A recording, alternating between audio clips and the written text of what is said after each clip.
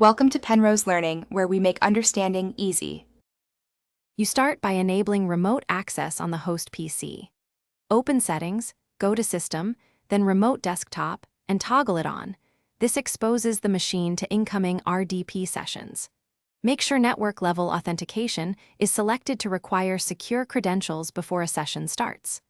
Once enabled, record the PC name shown or assign a static IP in your router or network settings so the client can reliably reach it. Also confirm the Windows user account has a password.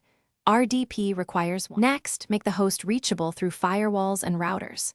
Open Windows Defender Firewall, add or enable the remote desktop rule for TCP port 3389 so RDP traffic is allowed.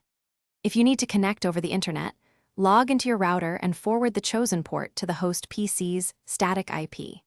For security, you can change the listening port in the registry and forward that instead, and always use strong, unique passwords.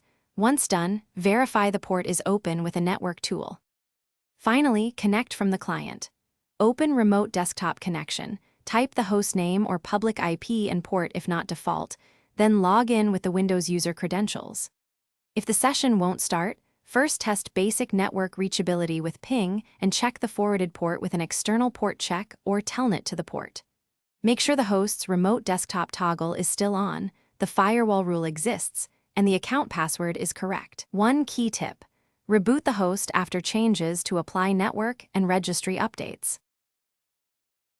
Thanks for watching. If this was helpful, leave a like and consider subscribing. See you next time.